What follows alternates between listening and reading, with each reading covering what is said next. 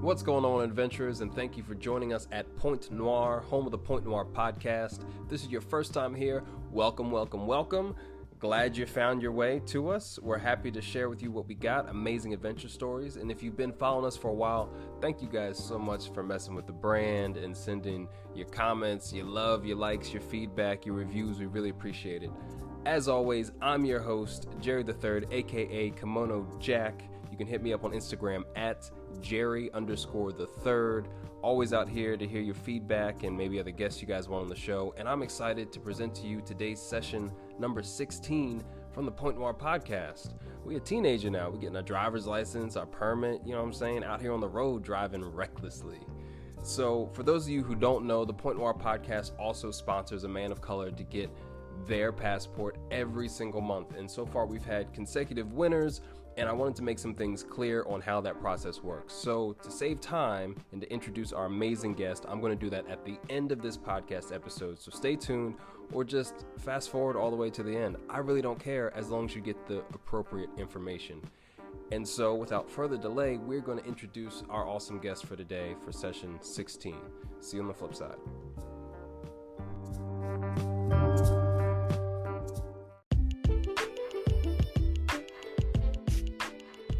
Joining us today as our special guest at Point Noir is none other than Patrick Springer. Make sure to check him out on Instagram at Prolific. It is spelled just the way it sounds. And the man is somewhat prolific. I'd say definitely prolific. The way he's able to talk about his experience, his mindset, his processes, and his observations about culture and travel and life in general is just a really rich and unique quality. And I'm so glad that he had the time all the way from Taiwan to spend with us and share his unique perspective with us. Not only that, he is one of the two-man duo that makes up CP Travels. Make sure you check them out at cptravels.com, and is the editor and creator of the ezine currently called Perspectives. So just so much knowledge, so much ability to share through these different avenues, and I think you guys are really going to enjoy this man's journey and the way he tells his story of adventure and eventually becoming an expat in Taiwan. So sit back, grab a refreshing beverage of choice, and as always, you're in for a treat here at Point Noir.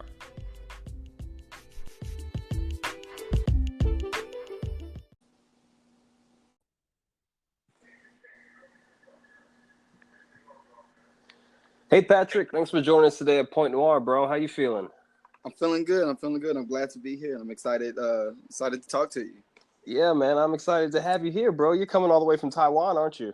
Yeah, I'm in a new part of Taiwan. I'm in Taichung, Taiwan, which is in the central part. Okay, that's what's up, bro. This technology, bro. I'm over here in Dallas. It's nighttime. What time is it there? It's 10:09 a.m. September 22nd. So what's this? A Saturday? Yeah, Saturday. That's what's up, bro. What you have for breakfast? Actually, my housemate, he just got back from McDonald's. Probably should have went out and got something else though. You know, McDonald's be messing my stomach up, man. I can't keep eating like this. You know what? I'm not even mad at you for it, and I'll try not to keep you too long. You know, if I hear your stomach growling over the speaker, we know what's going on. So you all good. We'll be good. I think I got it on lock for right now. That's what's up, man. Well, again, appreciate you being on the show. Let's just start where we always start. You mind introducing yourself a little bit? Tell us kind of, you know, where you're coming from, and then, I mean, I'm sure there's definitely a story for how you arrived in Taiwan. So let's start at the top. Where are you coming from in the States? Oh, cool. So I'm from St. Louis, Missouri, North County. So, you know, around the Ferguson, Florissant area. Okay. I've been out in Taiwan since 2011. Okay. So, yeah, I've been out here for a minute. I've been out here for a long time. I used to live up north in Taipei. Now, just recently, maybe a couple months ago, moved down to Taichung for a new business opportunity. Okay. That's what's up, bro. I didn't realize you had been out there so long. And for those of you who haven't been following the show, like, I find cats off of Instagram or off of the internet, and I had picked up a podcast show that you had been co-hosting. I believe that's the correct way to put it. Yeah. And this was months and months ago, and I follow you on Instagram and never kind of followed up and asked. But since 2011, bro, you an OG in the black travel game. Man, yeah, we've been out here for a minute. It's funny. It's been fun watching the black travel movements kind of like pop off and like see how big it's gone. Yeah, 100%. And bro, it's a wave for real. Yeah. That's what's up. So you coming from STL, and I know that area a little bit because my folks live out in O'Fallon, Missouri. Okay, all right. Yeah, so I'm in St. Louis when I came back from Paris. So what kind of spurred you to take the change from, changing life from St. Louis to make it to Taiwan? Man, so number one, a lot of people in St. Louis just kind of, I feel like this is actually true for a lot of Black communities actually in America, but a lot of people don't understand the necessity of having a passport. A lot of people Right. know many people who had traveled, who travel abroad at least during this period of time when we were younger. So once the opportunity finally presented itself to me, then I jumped on it the first chance I got. Because I know my travel journey, getting out to Taiwan at least, it was rushed, it was fast, it kind of came out of nowhere. So like it was wild. Like I said, as soon as the opportunity presented itself, I took advantage of it. That's a big deal. I mean, after spending some time out there, downtown, actually Ferguson was one of the first places I went to in St. Louis, kick it. And when I go back, that's where we go smoke cigars, watch some bands and stuff. But East St. Louis, like the Black history in the St. Louis area is so deep, y'all. Like it's intense if y'all don't know anything about it. So for you to kind of recognize that value to travel abroad is huge because not a lot of people do it. Yeah. Yeah. Originally, my family, we from the South. We from Little Rock, Arkansas. Okay. But we moved up to St. Louis, after a few years. I was in elementary school or something, moved up there. But my mom told me how similar our path to getting to St. Louis was to a lot of Black people during the Great Migration when they were moving from the South, trying to make it up north to Chicago. And she was saying St. Louis, for a good point of time, was one of the places that people got stuck. It's like they ran out of money. They couldn't afford to make it to Chicago, or they were just gonna kind of like hang out there for a minute, save up, and eventually move. So St. Louis kind of felt like a transitional place for a lot of people. And I mean, I kind of see that, and I kind of understand that and believe it. Yeah, there's definitely a vibe there and a lot of history to support it. Just a lot of stuff with, intentional segregation with, housing laws and similar stuff that you saw in Chicago. But St. Louis was kind of that crossway between your big cities and a lot of culture there. So let's talk about that first trip going to Taiwan, because, man, I want to catch up on 7 years of history in Asia, bro. But how did Taiwan come up on the map? Man, so Taiwan wasn't even on my map. It wasn't on my radar. It wasn't on any kind of blips or anything going off. But my trip to Taiwan, or my first time out of the country was when I moved to Taiwan. Word. I got my passport 2 weeks before my flight. I'm not. That's how you do it, bro. I'm not even joking. So what happened was, my housemate, the other half of CP Travels, his name is Carl Hill, and he had been in Beijing studying there for 6 months beforehand because we went to school together. We went to DePaul University in Indiana. He was studying in Beijing for about 6 months, but then he got a job offer in Taiwan. He graduated the year before me in 2010. I graduated from college in 2011. And he hit me up literally randomly at like 4:00 in the morning. He had just got off work because it's a 12-hour time difference from Taipei and St. Louis. So he had just gotten off work. But they were looking for a new teacher because one of the other teachers, I think she was from Poland at the time, but her visa hadn't gotten renewed. So they needed to replace her because she had to leave the country. So he hit me up and he was like, "Hey, Pat, what you doing? You got a job?" Now, this 2011, like summer 2011. The middle of the recession, nobody's got jobs, especially not someone fresh out of college with no experience. I'm over here applying for jobs. I just got off Monster.com. That's how you know it's dated. When Monster.com was popping, you didn't even have a LinkedIn profile, did you? No, not. I don't even think LinkedIn was a thing. But that's funny. I had just like finished applying for places on Monster.com. I had a job interview at the Galleria Mall for like Abercrombie and Fitch, like working in like the corporate office or, some like low level management position or something the very next day. But Carl hit me up at like 4:00 in the morning. I woke up and it was so weird because he AIM messaged me. So again, this is throwback. I had the y'all really from St. Louis. Y'all really from the Lou. Oh yeah. No, we from there. We from out here. But he hit me up. He asked me if I had a job. I was like, nah, ain't nobody got a job. It's 2011. What you talking about? Right. Like, ask me next year. Exactly. I'm like, I mean, probably still be the same story though. But Nah, so he hit me up, asked me if I had a job. I was like, nah, I ain't got no job. He's like, cool. Well, I need you to get these 12 things, and I got a job for you. But he was like, but don't say nothing. I'm playing this one close to the chest. I was Right. like, all right, bet. But again, this is 4 o'clock in the morning. I'm still kind of groggy. Like, I woke up. I'm like, man, did Carl just call me? I ain't talked to Carl in a year because again, when we was in college, he kind of just dipped off, like the middle of my junior year, and he was in China, and I was like, how kind of black people go to China? So like Right. the main thing I was thinking, I was like, this nigga calling me from the other side of the world, like how's this even possible right now? But I woke up the next day, I went back and checked my call log on Skype. I was like, dog, I had a whole 20-minute conversation with Carl, and I actually wrote down all the stuff he said. So I started looking into all the stuff that he said. I needed to get my teaching certificates, my sub licenses. I needed a visa, a passport. I needed, all this stuff that I needed to get. I told my dad, he was like, hey, why not? I went to this interview. With Abercrombie and Fitch, and I kid you not, this job in Taiwan was on my mind the whole time. Because right before I left out, I was looking up like how to say basic stuff in Chinese. Now again, I hadn't gotten any other paperwork done, nothing, and I'm already like planning on going. I walk into the mall, talk to the dude. I'm like, hey, look, I'm gonna keep it real with you. I just got a job offer in Taiwan, like this morning. So if y'all not really trying to like hire me, then just let me know, because I could go work on that instead. And the guy was like, oh yeah, well that sounds great. You should just take that job opportunity instead. I mean, if you could do it, why not? And I was like, right. all right, cool. I got a pretzel, and then I left the mall. That's so boss. I'm telling you, like, that was it. Applied for my passport. I did the expedited process. Got my passport in like 2 weeks. The day the passport arrived, I called the visa office. There's one Taiwanese embassy in all of Missouri. It's in Kansas City, Missouri. I called them. I said, hey, look, I just got a job offer. Here's the contract. Here's like the paperwork for like the work permit and everything that they're giving me. Can y'all help me out? Like, I need to get this visa today because I'm supposed to fly out next week. They said, if you could be in our office first thing in the morning, we could get you a visa that same day.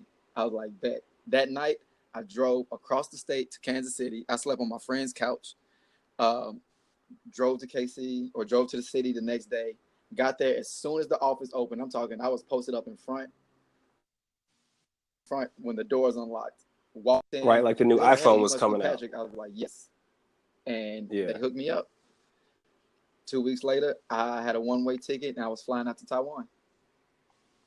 Bro, that's a story right there, my guy. Like, wow.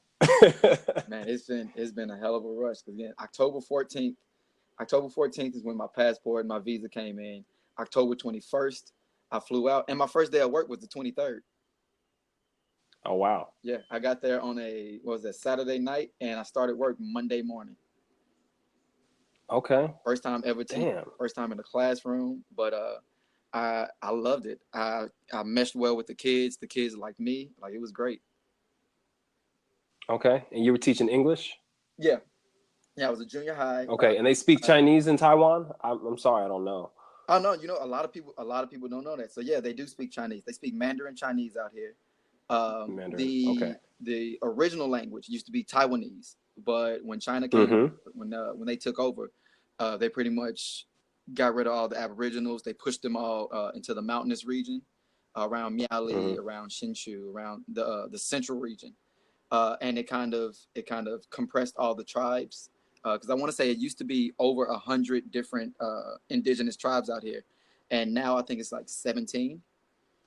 Wow. So a lot of the language has been lost, but yeah, there's still a very big population that speaks Taiwanese. But yeah, the official language out here is Mandarin Chinese. Okay. Yeah.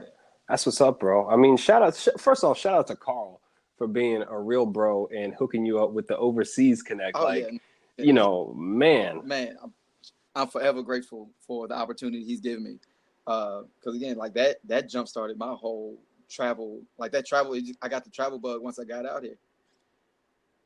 Yeah, I mean that's a whole life shift, and it's not everybody you're gonna make that call to. You know what I'm saying? But like, for you to be so willing to completely change your life and throw it into the unknown for the good or the bad, you Yeah. know? I mean, anything could have happened out there, but there's so many people who are afraid to get on a plane to go to Europe Mhm. or afraid to get on a plane, period, much less literally halfway across the world, bro. Like that's you must have seen something differently there. What were you thinking when you were taking this on? Was it I have nothing left to lose, or like what did you think about? No, it was really I was like, I really have nothing left to lose and everything to gain from this opportunity.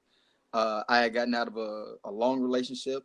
We had just broken up, and if I didn't get the job in St. Louis, then I was gonna move down to Texas and like just put everything on the table. But then I was like, this opportunity came up, so this must be a sign. It must be telling me something. So I was like, let's see how far this goes. Because I mean, like the very worst I can do is not like it and then come back. Right. Right. And was this the time where they were really still treating English teachers very well? So they take care of your housing or some portion of your housing and flight over there and stuff like that? Yeah. So I mean, in Asia in general, the whole sort I'm looking for, the whole culture around teachers, or the whole just understanding what teachers do. Like they really understand the importance of teachers out here. Like we're low Mm-hmm. key revered out here. Like there's a Teachers Day. Like the kids and the parents give us gifts every year. Like I think it's coming up too. It's like late September. It might be like next week. But they give us gifts. We get paid really well. The schools take care of us. If you're a foreign teacher, especially, like they provide you housing, they help you with things like they give you airport drop offs, pickups, all that stuff. A lot of the schools will pay for your flights. We get paid nearly double the average salary out here. Like they really look out for teachers out here, especially the native English speaking teachers. That's what's up. And that's a real deal still. When I was graduating college, I graduated in 2012, so we're close. We're similar in age. Yeah, I didn't want to start working. Like I dead ass did not want to start working. I was living off of like $100 a mm-hmm. month, and I was going to have my dad. I was going to ask my parents for my graduation gift to give me 2 grand so I can go teach English in South Korea because out of all the areas, South Korea was really popping. Like Japan used to be big in the early Yeah. '90s. You know, they've all kind of gone through their phases in terms of pay, but South Korea, like you could bankroll 10 G's in a year, and that stuff was tax Yeah, free. You know. easily. It's the same thing out here too because the cost of living is so cheap, but then they pay you so well. Like you might be, your. I guess you look at it like your salary. It might take a little hit from what you want to be making, but when you look at how effective it is, how cost efficient it is to live out here, then yeah, I mean it makes perfect sense. Same thing in South Korea. Japan is a little bit more expensive, but yeah,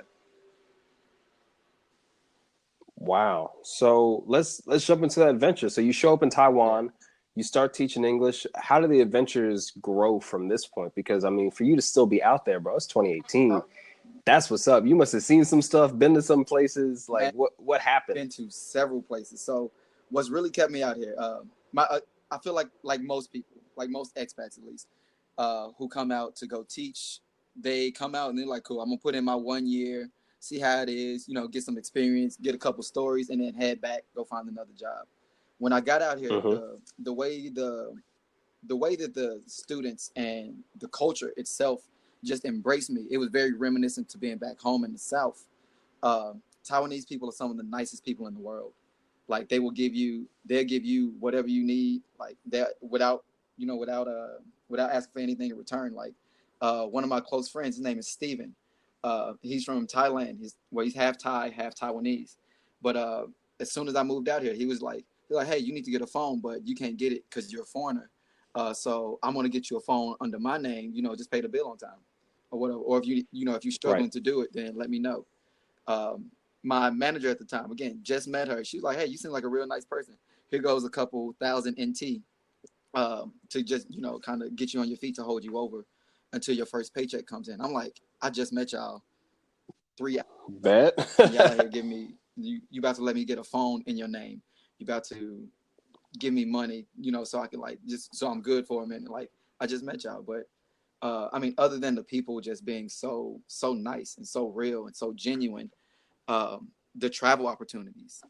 My very first trip out of the country, like I said, was to Taiwan. But then less than a month later, I was flying to Thailand.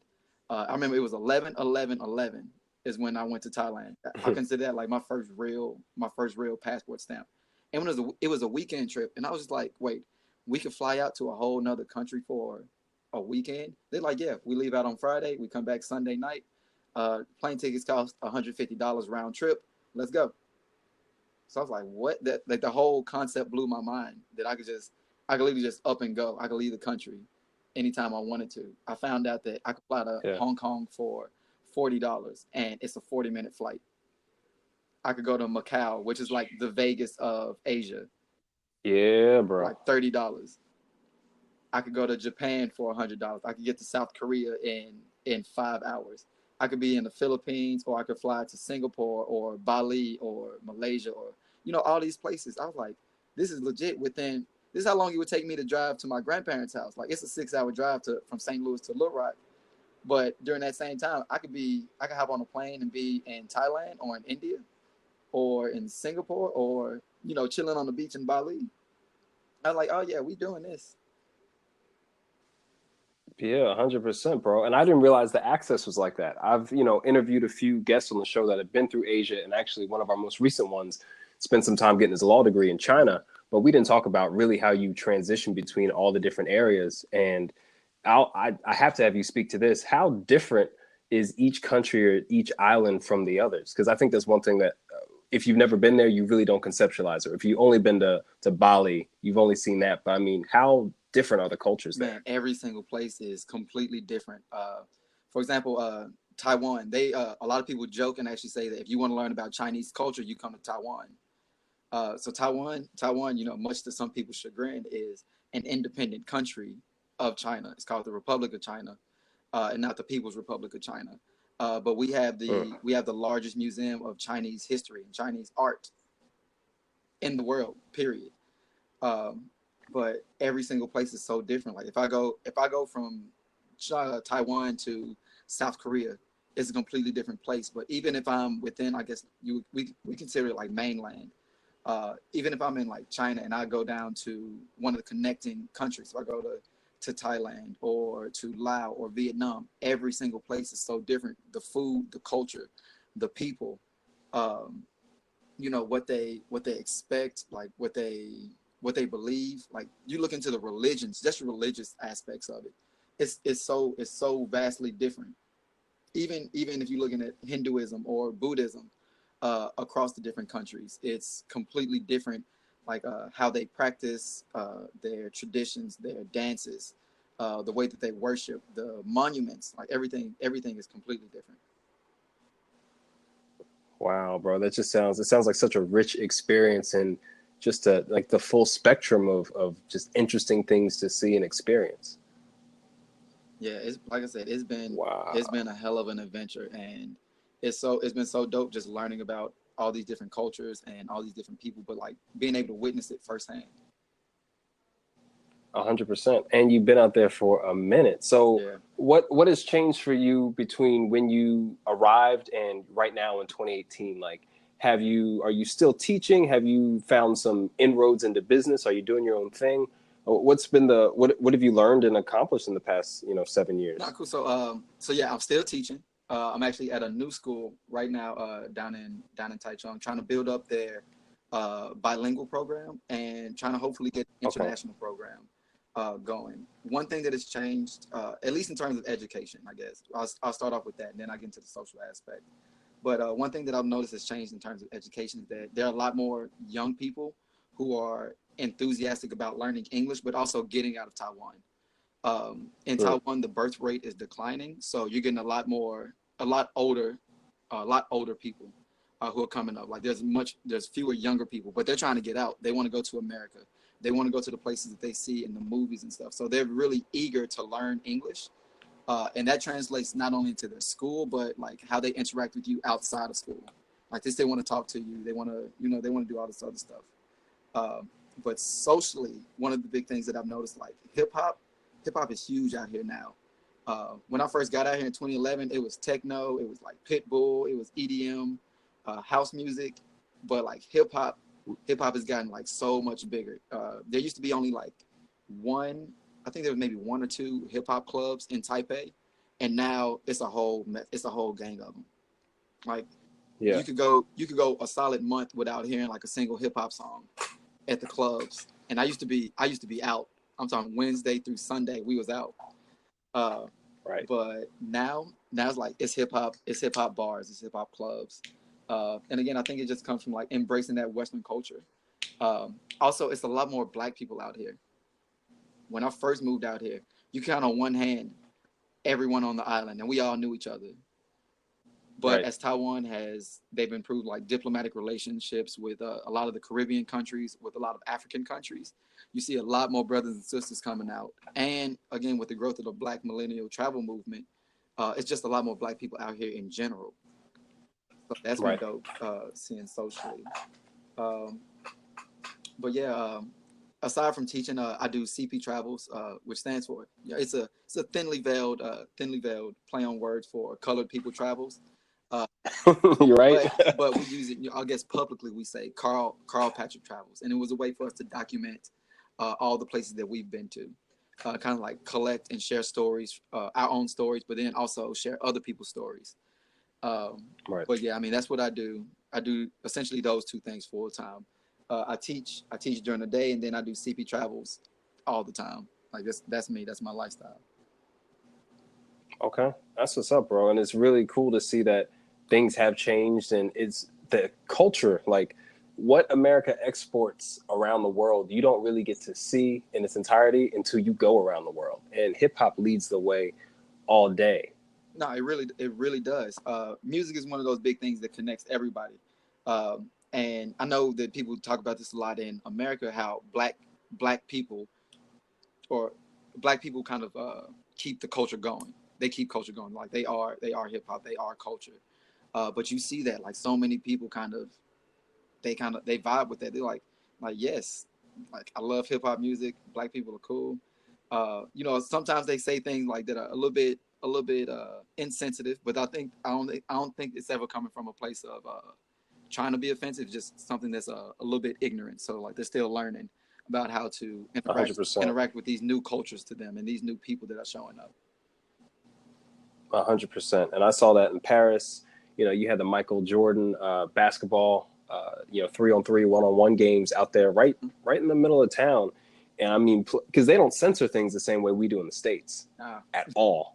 So I used to lead a Black History walking tour, but generally older Black Americans who would come over to Paris for a good time, and you just hear everything coming over the mic. Like I was like, oh, those words were in that song.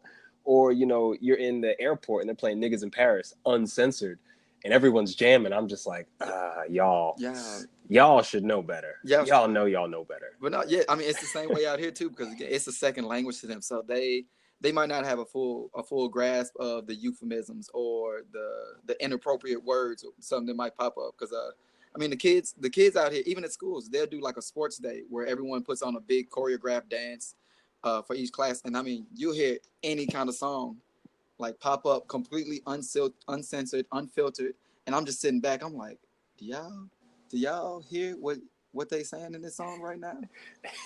And Right. you got the principal, you got the principal just over there kind of bobbing. He's like, oh, cool. I like the way this song sounds. This is great. Right. And then he looked at me and gave me a thumbs up. I'm like, so you just didn't hear them saying, nigga this, fuck that, bitch this. All right. Well, I guess you gonna let it fly. Right. My direct deposit still work. All right, cool. I'm gonna let it cook. Cool. That's what's up. And you know what? You mentioned more young Black millennials going overseas. And I'm curious, has that always been a positive thing from your perspective? Because from the way I see it, and this isn't a mass judgment, but I think there are different types of people who get on airplanes and show up in different countries. I'll start the phrasing that way. I think you have tourists, I think you have travelers, and I think you have adventurers. Yes. And sometimes I feel like some people are eager to pop off in countries where you can be out, like you're saying, Wednesday through Sunday, or I'm on vacation, we're going to be out Sunday till I get back on another flight. You know what I'm saying? Mm-hmm. Pop bottles for cheap, get these passport stamps and then get back home and just brag about it. It's kind of traveling can have this sort of elitist vibe. Have you noticed anything negative about so many people, taking over these countries or islands for periods of time? Yes, no, definitely. I think that's one of I think the Black travel movement, as with all travel movement, is a double-edged sword. You do have some people who are going out and who are only doing it for Instagram. You got these Instagram travelers who are going out and they only do resort travel. Like, nah, if I go to a place, I need to be popping bottles, or I got my phone out the whole time. I'm not trying to engage with the culture. I'm trying to engage with the idea of a culture. I'm trying to engage nightlife. I'm trying to show people what they want to see, as opposed to getting out here and doing things. Like you said, yeah, there's tourists, there's travelers, and there's adventurers. Tourists, I think they come to a place a lot of times and they just want to do the touristy things. They want to see what they saw other people doing, and then they want to head back home and tell everybody about it for the next couple months. You got travelers who are trying to go out and trying to engage in a place, trying to spend some time there, trying to get to know it. And then you have adventurers who are going to spend some time in the place, and then they're going to take off and go to the next one. But no, I definitely do think there's been some negative aspects to that, because the more that I travel, the more, well, I guess I would say the less inclined I am to post things on Instagram now. I recently did an Instagram sweep where I completely cleared everything from there. I left up one picture for like the longest, and then I recently put up pictures, and it's just stuff that's happening like around my neighborhood in Taiwan.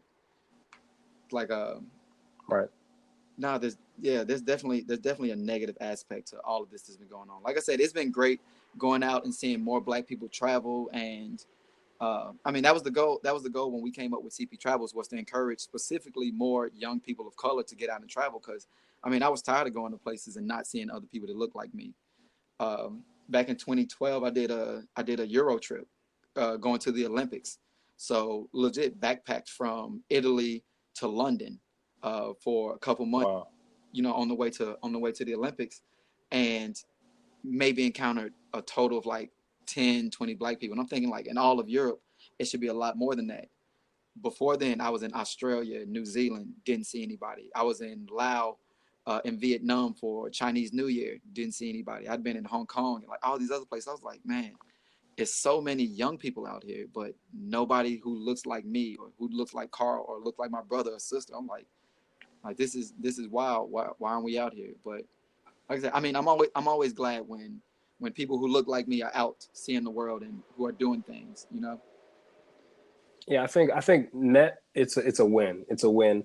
I just am curious that, you know, you get to see the island or the areas before people show up, while they're there, and then after they leave. Yeah. And I think that's just something that people should consider being conscientious about. It's like, hey, it's dope to come up, pull up, do these takeover things, but I love some of these volunteerism efforts that are being led by Black groups and Black teams going out here and doing, you know, specifically service related work. And I think that helps build a different narrative that's equally as powerful. No, I completely agree. I'm all for going out and volunteering, you know, as long as it's done responsibly, because there is something like Right. volunteerism. You know, people go out just to volunteer, but again, for what reasons are you going to do this? Could you be going out to actually cause more harm than to help? Like, are you putting in sustainable methods for the people who actually live out here? Because again, like, I live in Taiwan. This is my home. So, I mean, I know where some of the poorer parts are. I know the parts that need help.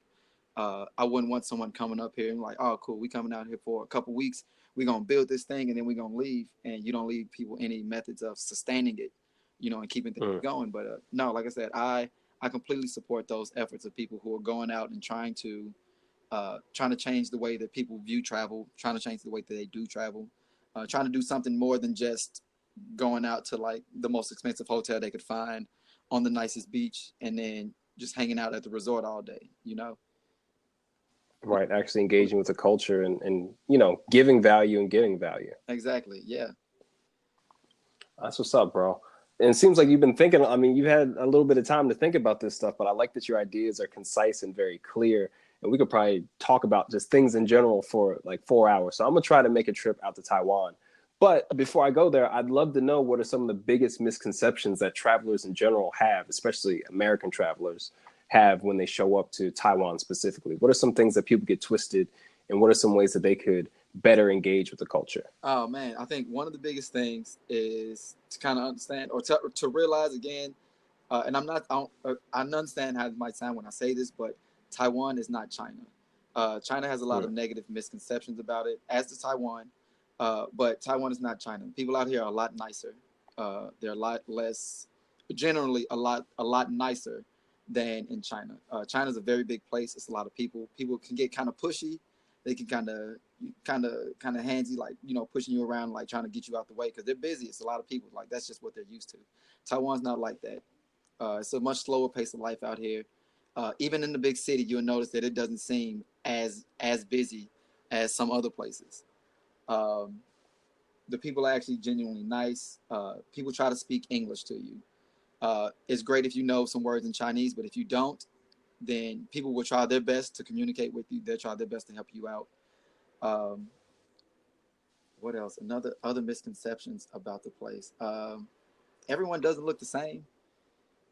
I mean, I mean, again, I've been out here for a long time. Like I could tell the difference between someone who's from Korea and China and Japan and from Taiwan, and from all these other countries. Like they have very different faces, the same way we all have very different faces. Um, Right. but let's see, other misconceptions when they come out here.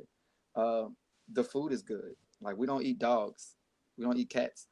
Like people very ignorantly believe that. Like, nah, that's not true at all. Like nobody's out here eating dogs and cats. We got dogs and cats restaurants, which means like you can sit down and like a dog will come up and like lay on your feet while you eat, or a cat be like lounging in the background. Like they got alpaca restaurants too. But like, yeah, people not out here eating dogs and cats. Now, to be fair, if it's delicious dog, I don't I care. mean, I was about to say, That's like, just how I I was feel like, I about don't care, man. I'm not gonna lie, I had like a horse meat, like empanada or something the other day. it. They were like trying Yeah. to do like a little bit of fusion or something. I was like, hey, you know what? I could get down with this. But this was like Aboriginal cuisine. All right, I'll mess with this. I'm like, this is bomb. Shoot. It was good. Shoot. See, Europe fronts heavy on that. You can buy horse meat. You can buy ground horse meat patties in the like regular grocery store in France. See, and I'm like, They eat andouille, which is essentially chitlins. mm-hmm. Like they be fronting over there in Europe. Come on now, keep it funky. I know, man. If it Right? tastes good, eat it. Exactly. If it tastes good, eat it. That's what I'm saying. All over the place. Like I was telling people, I'm like, yeah, you gotta try kangaroo meat. It tastes like sweet, like beef with like sugar on it, or like Ooh. crocodile. Like I'm talking, like man, if it's there and you can eat it, go ahead, try it. Why not? If it tastes good, eat it. Don't matter. Yeah, I'm trying to eat all the animals. You know what I'm saying? If I can ride it, I want to see what it tastes like. You know what I'm saying? Exactly. Let me see. That's what's up. Have you learned to cook anything in Taiwan? Taking some cooking classes or gotten up on some of the cuisine at home? Oh yeah, no. I'm a huge cook. When I left for college, my mom was like, "Hey, the first thing y'all gonna learn how to do," she told me and my little brother, she's like, "First thing y'all gonna learn how to do is cook because I don't want no woman, y'all have to rely on no woman to take care of you or to feed you at least. So you gonna Shout out to moms. Like hey." shout out to moms. She was like, "Nah, y'all, I'm not about to have it. Have no little girls coming up in my kitchen trying to feed my sons. Nah, y'all good." But I've always been big on cooking. So when I got out here, I picked up some recipes. I learned how to cook some things. I'm actually working on. I do this magazine. I'll talk about that towards the end, but it's a free magazine. But I'm working on getting a cookbook together of recipes from around the world to kind of like show other people how to cook. But yeah, like I'm big on cooking and learning new foods and how to prepare things because I mean that's one of the best ways to get to know a culture is to see what the people are eating and how they're preparing it. Mm, Because yeah. it's so much more involved to the cooking process than just standing over a stove. That's when you get out to the markets, when you start to see how people haggle for food or like how they negotiate prices or whatever, you know. In the Right. market, you see the families. You get to find out where the food is grown. Like Taiwan, we don't have preservatives in our food, so everything's always super fresh. Since the kitchens and the apartments are so small, the fridges are small. So you go out every other day and you go buy groceries for like for today and tomorrow, essentially. So you go to the markets, you get to see where your food's coming from. You get to know the people. Like down the street from me, I got my favorite egg lady. Like I only get eggs from her because Yeah. I mean, like I like the way the eggs taste. Right. I had a meat person. Like I would go there and I'm like, cool. I need beef. I get my steaks from this woman. I get my chickens from this family, and I get pork from this guy. And then I go up the street for seafood or something. Like you get to learn a lot about the people, a lot about the culture by the food that they buy, how they buy it, where they buy it, how they eat it. Taiwan is big on shared meals, so like they sit at round tables because the number four in Chinese sounds like death, so they try to avoid that. And tables have four corners, so they usually sit Mm. at big round tables, and they have shared meals a lot. So you'll have like a lot of small dishes in the middle. Everyone kind of reaches in and they share stuff. So yeah, like I said, I'm big on cooking, learning how to do different recipes, and always down to eat a different meal with somebody. Right. That's what's up, man. You're 100% right. Food is one of the ways to engage, just like music. Yeah, It's got so many like decades or centuries of just code and culture. Hey, we use this spice because during this period of time there was we didn't have access to this part of the country, so we had to change up the whole dish. And that's how neo cuisine from traditional stuff, like all kinds of wild stories in there. If exactly. you can ask the questions and be patient, Yeah, I mean, and it's cool too. Even though Taiwan's a small island, I think it's roughly the size of Indiana. Mm, Even going from the north, around the area like Fort Wayne, or right up when you get to like Gary, going down to right. where I am, which would be, I guess, similar to where Indianapolis is, on the Hmm. grand scheme of things. How much the food changes just because of the landscape. Um, Taipei is up closer to the water, so it's really good for seafood up there. As you get a little bit further down, the waters get a little bit warmer, so you don't get the same kind of fish. But we also have a real mountainous region. But because we got a mountainous region, a lot of people you got like wild chickens. You have boar. So if you want, like, you ever had boar? Man, boar is so good. It's like, I'm drooling just thinking about it. I'm just like, man, it's a yo. much gamier type of pork, but man, it's so fatty. Like, it's so good. Like pork belly out here, oh, it's amazing. But then you get down south again, and down south, that's where they get right back to the beaches, and they have Right. probably the best seafood. I'm talking about like fresh lobster, snapper, like all kinds of turtle. I don't know if you like turtle, but they got turtle down there because that's a big turtle migration pattern. Goes Yeah. right at the southern tip of the island. So like they, catch turtle, and they cook it up down there too. But man, Real talk. I'm trying to eat all the animals in the petting zoo, and whoever hears this, now you know what's up. Like all the animals. I'm telling you, you come out here. Taiwan is a foodie. It's a foodie adventure. Like it's Bruh. impossible to find something that you won't like out here. Like everything is good. That's what's up. And the fact that you engage and you're learning to cook, I mean, because different styles of cooking, that's what's up. Hmm. That is what's up.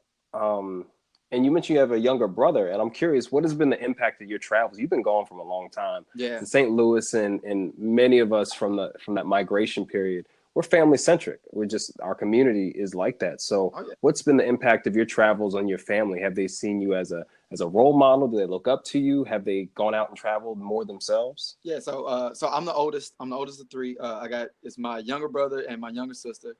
Hmm. They both recently finished college. My brother just had a baby. So I got a little nephew back at home. He's a little bit over a year old. Luckily, I was able to spend some time with him too, get to know my nephew. But now, like, it's been to me at least, it's been so weird being over here during this developmental period for my brother and sister. Like while they were in college, I was out here, like the whole time. Like my brother Yeah. was in high school and I was out here. My sister was in college and I was out here. Unfortunately, I wasn't able to go to their graduations in person, but I Skyped in, FaceTimed in. But no, I actually talked to my sister about this the other day, because I was asking, I was like, and like, I'm sorry I wasn't around for all of these big moments and stuff y'all had. And she's like, no, I understand. It's like, this is what you do. Like, you're a traveler. Like, you're out here. Like, I knew. She's like, I knew when you went to school in Indiana that you weren't gonna stay around the house much. And she's like, and that's fine. Like, this kind of like, you never been like that. I've always been somebody who likes to be outside. I like to be away from the house. But she kind of understood that and recognized that from a younger age. So it hasn't really affected her.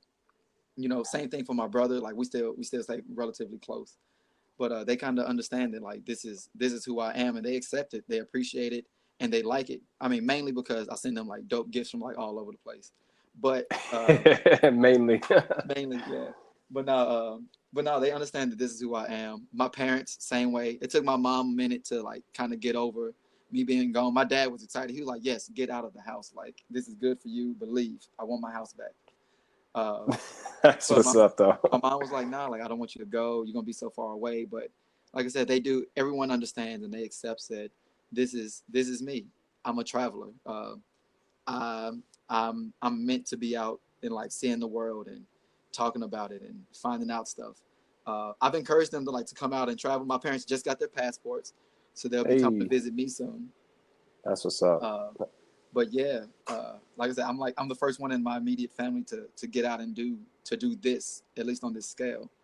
But yeah, they understand what I'm doing, and they appreciate it and they support it fully. Man, that's so awesome. And it's great that you came from a pretty tight family unit and they could see the value of it before going out, because not everybody has that situation. You might have all your siblings and, parents in place, but they'll really try to hold you back just because it's fear of the unknown. They try to do what they think is best for you, but it can be tough. Yeah, sometimes what's best for you is to like kind of let you go, kind of go off, spread your wings and to fly and see what happens. Yeah, and if you crash, it's cool. You can just go back home. Exactly. And they after a while they started to remind me of that because I got homesick for a minute and then I wanted to go back home. Uh, I actually spent a good portion of this year back in America because I wanted to meet my nephew for the first time. I wanted to spend time with my mom, my family, see everyone. Because again, I hadn't been home in like I think the last time I went to visit was like a 2-week trip, maybe 3-4 years ago. Uh, Yeah. so, I wanted to go back and spend some time with everybody, but then they were like, nah, Patrick, like you've been here for a couple months. Like it's time for you. Like they didn't say it like to be mean, but they were like, nah, it's time for you to go. Like, where are you going off to next? Because this is the longest that you've ever been in St. Louis. And Right. I was thinking back, I was like, you know what? Yeah, since high school, like that couple months was the longest that I'd been back in St. Louis since 2011, or since actually before 2011. Actually, since 2007, that was the longest that I've been back in home for like any consecutive period of time. And they were like, "Nah, like you're meant to be out in the world, like going to explore things and seeing stuff." Right. And we're tired of having to buy new chopsticks every time it's mealtime. You know what Exactly, I'm saying? exactly. That's what's up, bro. That actually Wow, was dude. one of the weird things about coming back, like trying to get. I mean, we still use forks and spoons and knives and stuff out here, but the main utensil is chopsticks. Uh, Yeah. it was like coming back. I was like, man, like I gotta get used to this again. And American portions are huge. I felt Jesus. bad every time I went out. I was like, hey, yeah, can I get this to go? I was like, Right. I was just Hey, so y'all got the kids menu after 11? What's good? and like, oh, can I get half of this? Right. That's what's up, man. I'm sure they're really proud of you, man. That's great. I'm curious. What did you kind of feel about the atmosphere? You've seen and probably heard news of so many different events that have occurred relevant to the Black community between police authorities and our community. Man, What was the? Have you gotten a sense of that shift of vibe, and could you feel it when you came back? yeah. So again, I'm from St. Louis. I'm right around the Ferguson, Florissant area. Uh, Now we're going to pause right here because let's in case I'm sure but not everybody might know that St. Louis is the first place to have a travel ban put on it by yeah, the NAACP. That was yes, last year. yeah, yeah. Yeah, so It like was it's last real shit in the loo. Yeah, because like the police, to be frank, they was wilding. They out there, they was tripping. Mm, And it was not a safe place to be. It is like not at all. And I think a lot of that's what stopped me from going back home to visit is because being away from stuff, you get the worst of the news. You know, um, right. if I wasn't talking to my family, then I was going off of what I was seeing on CNN or seeing on the news or hearing my friends tweet about or reading, on Facebook or whatever. Like this was going on, this was going on, this was going on, and it made me really. I mean, I'm just talking about police brutality in general around America and how dangerous it was to be a black man or is to be a black man in America. And I was like, no, why do I want to go back? And I'm not gonna lie, for a minute when people were telling me like, "Oh, Patrick, we miss you so much, come back," I would get a little bit angry about that. I'm like, why are you wishing this kind of violence on me? Like you're trying to guilt me into coming back into a dangerous situation for myself. Like Wow. I'm a young black man, and you want me to come back to America like for what? So I could get shot, so I could be killed, unjustly, but then not receive justice for anything after the fact. I'm like, nah, like I'm good out here. I'm fine. I will continue using my chopsticks and speaking Chinese, and I'll be good and happy and safe out here. Like I'm fine. But Yeah. no, like it actually was really hard hearing and reading about all the stuff that was going on, especially from my family. Because again, like you said, St. Louis, they had the travel ban put on them.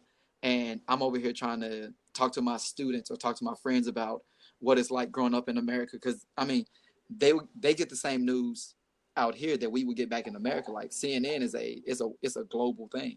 Yeah. MSNBC, BBC News, like, once the BBC starts reporting on stuff that's happening in your neighborhood, then you're like, oh shit, Right. this is wild.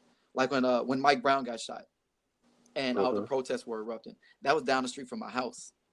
You know, my Yeah. sister was going to school down the street from the Quick Trip that they burned down. Yep. The area that he was in, I had friends who were literally at at ground zero within 20 minutes of it happening, because it was so close to where they grew up, because it was so close to where they worked.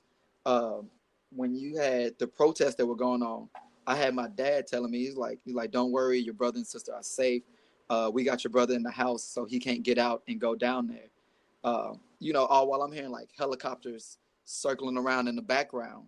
I'm hearing police sirens go off and hearing about the curfew that's in place, and seeing everything that's going on, not from the news, but from like my friends' Instagram stories or the Snapchats.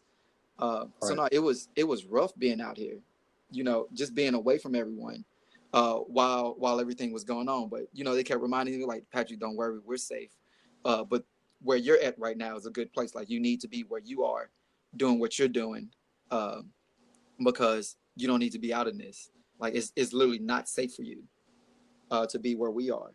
I mean, and thankfully at this time I was teaching a high school class called News and English, Mm. and my job was to literally let the kids know what was happening around the world, but also to kind of like take a step back and try to approach it from an educational standpoint.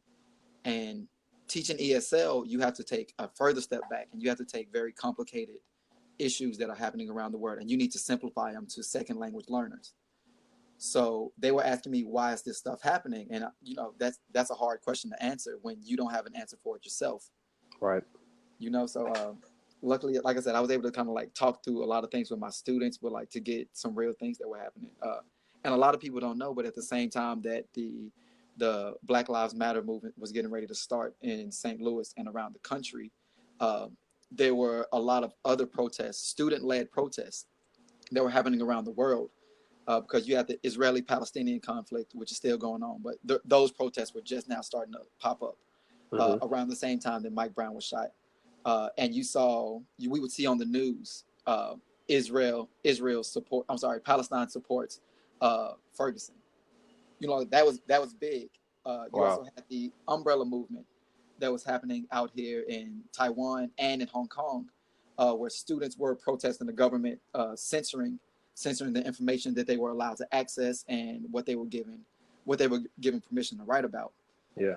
And that was happening out here. So I was like, all right, cool. You know what? Well, we can't really answer why this is happening in America, but let's look at all these other protests that are happening around the world, in Turkey, in Palestine, in Hong Kong, in Taipei, in Ferguson, and kind of let's draw connections to it. So, I mean, I think that was the only thing that kind of helped me get through that point, which was kind of like having my students and having my family kind of reassure me, like, hey, we're all trying to figure this out too. Family telling me that they're safe. My students kind of being essentially for me like a form of therapy. Yeah. 100%. I get to talk to them, and as they're learning about stuff, I'm kind of getting a different understanding as to why things are happening, but kind of painting a bigger picture. But yeah, it was, like I say, it was hard being over here, but it was good because I felt like this is where I was supposed to be when everything was happening. Providing support as best as I could to all of my friends who were on the front lines, who were out there, my family who was actually dealing with everything that was happening. Yeah, man. And just hearing you talk about it, your tone of voice, the way your presence, we're literally half a world apart, half a planet apart, but I can hear the clarity, and that you've thought about this stuff, and I'm sure your students got a lot out of it. And it sounds like you've been, a better man with a better perspective for being in that situation. You have such a unique perspective, and there aren't too many people who can speak about this exact situation the way you can. So I really appreciate that, bro.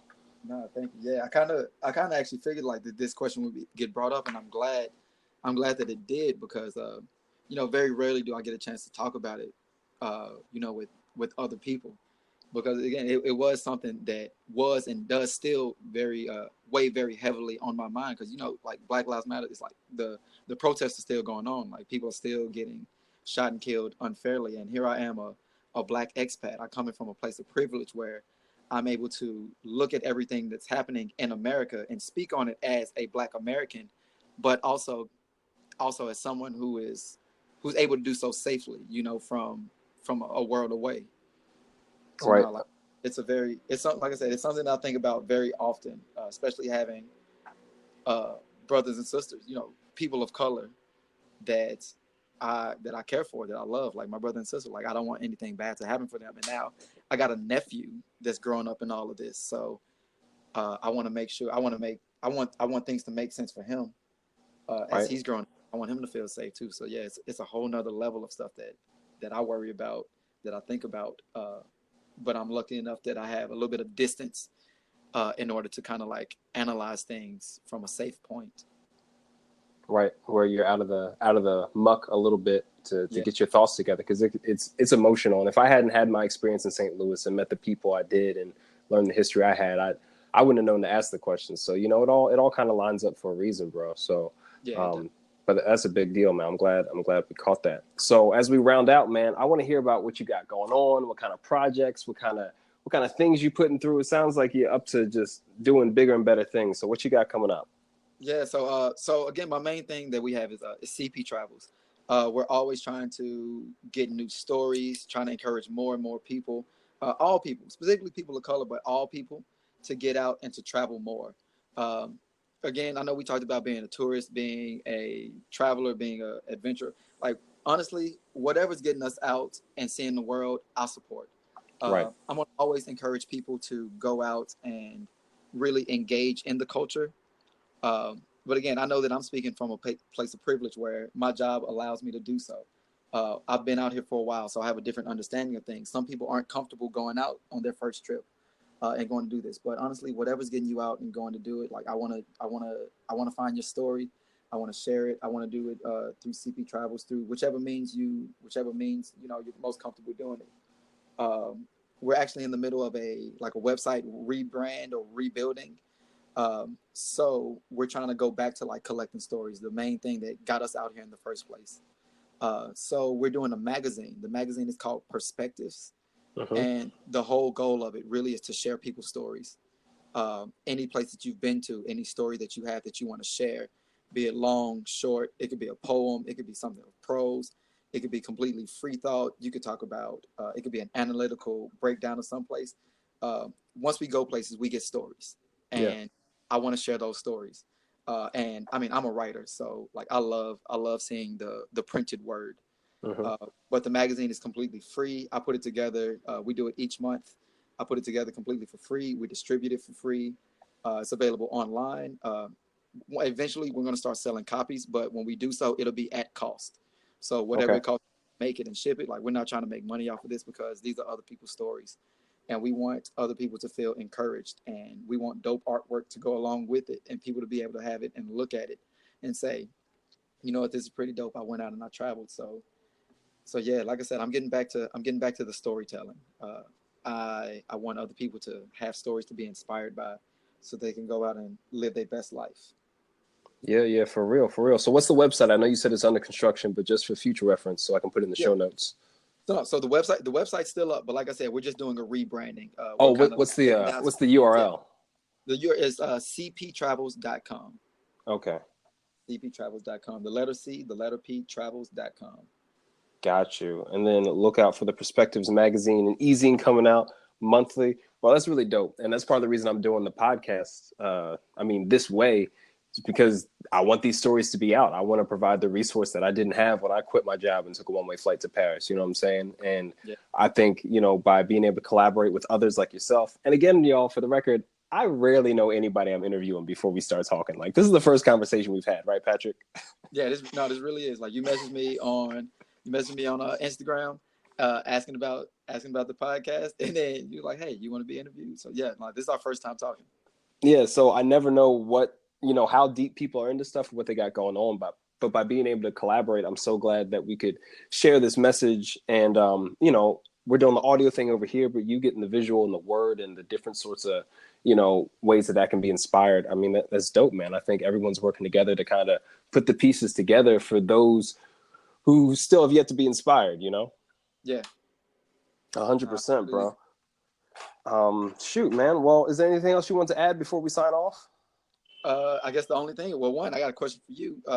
if you do have a story, because I'm sure you have stories, how would you feel about submitting some for the magazine? We could talk off air about what all that would entail. But yeah, I definitely love to get like some of your stories from it. 100%, bro. I might have some things for you. You know what I'm saying? But yeah, let's definitely talk about that off air. I'd be honored to be a part of your production, man. I think it would be cool. And yeah, man. And I'm expecting you're gonna cook up some fire food when I make it to Taiwan, because I might have to do a little South Asia tour. You know what I'm saying? End of the year. Bro, let me know. Let me know. I'll give you all the dates, the best time to come. We got Chinese New Year coming up. We get like a 3-week paid vacation. So like I'm legit just done. I'm gonna be out traveling around. But yes, get out here. We'll show you some amazing things. We'll get you to some like traditional Taiwanese stuff, but then we'll go kick it. We can fly out to another place. Like, let's do this. Let's kick it. Right. And I got a feeling that you've been studying a little bit of history about the temples and Hinduism and Buddhism. So we could do a little session on. I can feel it through the phone, bro. So we're gonna have some things to talk about, man. I'm looking forward to it. Oh yeah, no, I love learning, and I love sharing that knowledge that I get with other people. You know, sometimes they're not always trying to hear it, but no, like, yeah, come out here. Like I said, I'll take you to some of the best temples, some of the dopest spots. Show you some stuff that like you won't believe. Man, that's what's up, man. I'm looking forward to it, man. Dude, thank you so much for presenting your story here on our channel. We're definitely gonna be in touch, man. And thanks for stopping by Point Noir, bro. I appreciate it. No problem, man. Thank you. The pleasure is all mine. I really appreciate you having me, and I love what you got going. Man, anytime. We'll be in touch soon, but until then, man, take care, bro. All right, man. You too. All right, peace. Peace.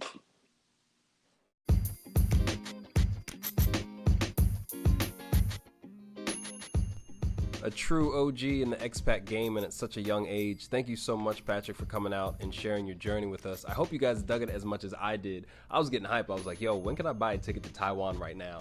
And I'll definitely try to make it a point to meet up with Patrick and his other business partner, Carl, and, you know, maybe try to get it recorded, do another, you know, kind of like a group audio podcast recording. That would be super dope, and I think you guys would love it too. So make sure you check out all of his projects. I'll list them all out. So there's the magazine Perspectives, there's cptravels.com, and then there's his own personal Instagram account at Prolific. Make sure you check it out. As promised, I'm going to share again about how we sponsor men of color to get their passports. So it's a simple process, but again, I want to repeat it just for those who might be new. All you have to do is be a man of color. You need to follow my account on Twitter at Jerry the Third. It's all there in my bio on Instagram. At me, so actually put at Jerry the Third, and then put what having a passport would mean to you. So your tweet will look like at Jerry the Third. This is why I want a passport, and then include the hashtag in that tweet, Passpoint18. That's it, Passpoint18. So I wanted to make sure that was extra claro. We've gotten a couple winners in through Twitter, but as we get more and more people coming in, I want to make sure that the process is streamlined and we can find you guys as easily as possible. That's really why all this stuff is in place. We'll get the notifications, we'll see who's out there, and that way, you know, your tweet won't go unobserved for an extended period of time. But we've had some winners already 3 winners, and they're going through their process, so we'll be sharing more about their journeys, and we're just excited to be able to invest and support in what we consider to be a meaningful way by equipping men of color with their passports. So that's all there is to share today. Hope you guys loved this episode, and if you did, make sure you leave us a rating, a review, and share this with somebody that you care about or thinks would care about fun travel stories. We try to keep the show fun, and again, we're always open to that feedback, so please give it to us. This has been session 16 at Point Noir, and this is Jerry the Third, aka Kimono Jack, signing off. See you next time.